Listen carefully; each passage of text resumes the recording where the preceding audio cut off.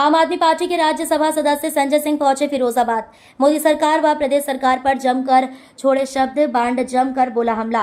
संजय सिंह बोले, जिस वक्त हमारी सेना पाकिस्तान के पीओके पर कब्जा करने वाली थी, बलूचिस्तान को पाकिस्तान से अलग करने वाली थी, तब मोदी जी ने ट्रंप के कहने पर सीज फायर कर दिया, हमारी सेना का मनोबल गिरा दिया। प्रधानमंत्री ने हमारे भारत के स्वाभिमान को, सम्मान को गिराया है। अपने व्यापारी दोस्त के व्यापार की खातिर पूरे देश का मनोबल, सेना का मनोबल गिरा दिया। इस पर जवाब चाहते हैं। अब तक वो खूंखार 4 आतंकी मारे नहीं गए हैं। आप प्रधानमंत्री जी सेना की वर्दी पहन के पूरे देश में वोट मांग रहे हैं, कह रहे हैं कि हम घर घर सिंदूर बांटेंगे। प्रधानमंत्री सिंदूर के सौदागर हैं। देखिए, हमारी सेना जिस वक्त पीओके पे कब्जा कर सकती थी, उन 4 खूंखार आतंकवादियों को, जो अपने आप को पाकिस्तानी आतंकवादी होने का दावा करके बहनों के सिंदूर उजाड़ के हिंदुस्तान को चुनौती दे रहे थे, उनको ख़त्म कर सकती थी। ऐसे समय में जब भारत की सेना बलूचिस्तान को पाकिस्तान के नक्शे से मिटा सकती थी, बांग्लादेश की तरह, प्रधानमंत्री ने सीज फायर कर दिया। किसके कहने पे किया? अमेरिका के राष्ट्रपति ट्रंप के कहने पे, जिसको मोदी जी कहते हैं माई फ्रेंड ट्रंप, जिसको मोदी जी कहते हैं अब की बार ट्रंप सरकार। उस व्यक्ति ने पहले ट्वीट किया, क्या ये हिंदुस्तान के 140 करोड़ लोगों का अपमान नहीं है? क्या ये भारत की संप्रभुता पे चोट नहीं है? क्या ये भारत के स्वाभिमान और सम्मान के ऊपर चोट नहीं है कि भारत के सीज फायर का फैसला ट्रंप कर रहा है? प्रधानमंत्री ने भारत के स्वाभिमान को, सम्मान को, अपने दोस्त व्यापारी, जिसके व्यापारिक हित अमेरिका के साथ जुड़े हुए हैं, उसके ट्रंप के दबाव में आके सीज फायर घोषित किया। 21 आतंकी ठिकानों का जिक्र सेना ने किया था, 9 को खत्म कर दिया था, वो सारे खत्म कर देते। प्रधानमंत्री ने कहा कि पाकिस्तान के डीजीएमओ की बात मैंने मान ली। अरे, जिस पाकिस्तान के अंदर खुद वहां के आतंकवादी 112 बच्चों को मार देते हैं, मस्जिदों में बम फोड़ते हैं, दरगाहों पे बम फोड़ते हैं, उस पाकिस्तान की बात आपने मान ली। जिन्होंने पठानकोट पे हमला किया, पुलवामा में हमला किया, उड़ी में हमला किया।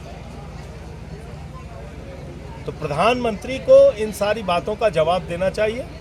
हम सेना के शौर्य को नमन करते हैं, लेकिन प्रधानमंत्री की नीति के बारे में उनसे जवाब चाहते हैं। और ट्रंप का जो आरोप उनके ऊपर है कि व्यापार बंद करने का दबाव देकर उसने सीज फायर कराया, उस पर जवाब चाहते हैं। और इसके साथ साथ जो अब तक खूंखार आतंकवादी मारे नहीं गए, जिन्होंने हमारी बहनों के सिंदूर उजाड़े, आप कह रहे हैं ऑपरेशन सिंदूर जारी है, तो आपके लोग आपका सेना की वर्दी में फोटो कैसे लगा रहे हैं?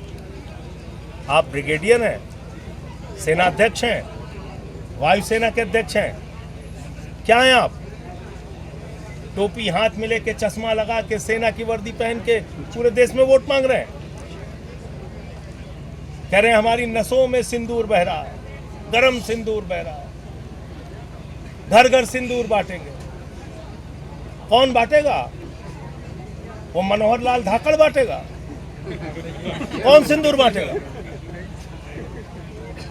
ये जिनके रोज इनके चरित्र के नए नए किस्से आ रहे हैं, भाजपाइयों के, जो बीजेपी का प्रवक्ता है, कांग्रेस के प्रवक्ता की मरी हुई मां के बारे में जो टिप्पणी करता है, वो बांटेगा सिंदूर? तो इन सारे सवालों पर प्रधानमंत्री को जवाब दें।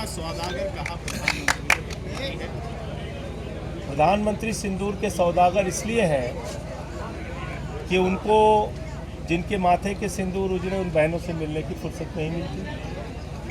बिहार में चुनाव की रैली 2 बार वो संबोधित कर चुके, उनको पुंछ में जाने की फुर्सत नहीं मिलती। उनको सर्वदलीय बैठक में 2 बार, एक बार मान लिया बिजी रहे होंगे, 2 बार आने की फुर्सत नहीं मिलती। प्रधानमंत्री ने 129 बार विदेश यात्रा की, 73 देशों की। एक देश हमारे समर्थन में नहीं खड़ा हुआ। श्रीलंका नहीं बोला, नेपाल नहीं बोला, भूटान नहीं बोला, मालदीव नहीं बोला, रसिया जो हमारा परंपरागत मित्र था नहीं बोला। अरे और तो और छोड़ो, वो न्यू पपुआ गिनी वाला जो राष्ट्रपति पैर छू रहा था मोदी जी को, वो भी नहीं बोला। तो आपकी विदेश नीति क्या है?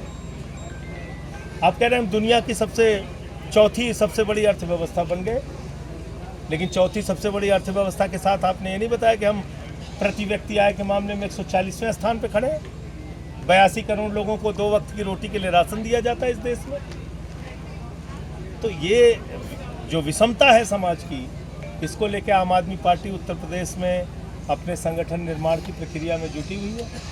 आज ब्रज प्रांत का कार्यकर्ता सम्मेलन था यहाँ पर फिरोजाबाद के इस गांव में, और डॉक्टर हृदय चौधरी जी जो हमारे अध्यक्ष हैं, उनके प्रयासों से कार्यक्रम यहाँ पे सफलतापूर्वक हुआ। हमारे साथ प्रभारी दिलीप पांडे बीजेपी नेता सुवेंदु अधिकारी ने कहा है कि तृणमूल सरकार तुष्टीकरण की राजनीति कर रही है और कार्रवाई केवल सनातनियों पर हो रही है। देखिए, अब इन बातों का, इन खोखली बातों का कोई मतलब नहीं है। पूरे देश ने देखा कि हमारे सेना की बहादुर बेटी कर्नल सोफिया के लिए कितना घटिया कमेंट बीजेपी का मंत्री विजय शाह करता है, और बीजेपी उनके ऊपर कोई कार्रवाई नहीं करती। तो इसलिए इस देश को कौन बांट रहा है, कौन तुष्टीकरण कर रहा है, ये पूरा देश इस बात को देख रहा है। हाँ, ये ज़रूर है कि मोदी जी को अब सर्वदलीय संसदीय दल की याद आई है, अच्छी बात है। लेकिन ये याद गलवान घाटी की घटना के बाद आती तो अच्छा रहता, उड़ी की घटना के बाद आती तो अच्छा रहता, पुलवामा की घटना के बाद याद आती तो अच्छा रहता। कांग्रेस ने विमान गिरने के मामले में सवाल किया है सरकार से कि जवाब देना चाहिए। आप क्या राहुल गांधी के बयान से सहमत हैं? देखिए, अब आप किसी के सवाल का जवाब मत दीजिए। प्रधानमंत्री जी CDS साहब ने जो कहा है उनका जवाब दीजिए। कांग्रेस ने प्रधानमंत्री मोदी मैं सीधे ये कह रहा हूँ कि किसी के सवालों का जवाब मत दीजिए। वायुसेना के जो अध्यक्ष हैं, जिन्होंने कहा कि हमारे पास युद्ध के हथियारों की डिलीवरी आने में समय लगता है, विलम्ब होता है, उसका जवाब दीजिए। और जो CDS महोदय ने कहा है उसका जवाब दीजिए।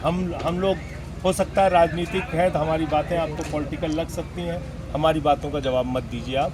कम से कम CDS की बातों का, वायुसेना के अध्यक्ष की बातों का, उनका तो जवाब दीजिए। महिला आयोग की अध्यक्ष बबीता चौहान ने कहा है कि यूपी में ऑटो व टैक्सी गाड़ियों में ड्राइविंग सीट के पीछे मोबाइल नंबर दर्ज करना होगा। ड्राइवर का नाम और मोबाइल नंबर, ID कार्ड। देखिए, बहुत सारे कदम उठाने की ज़रूरत है।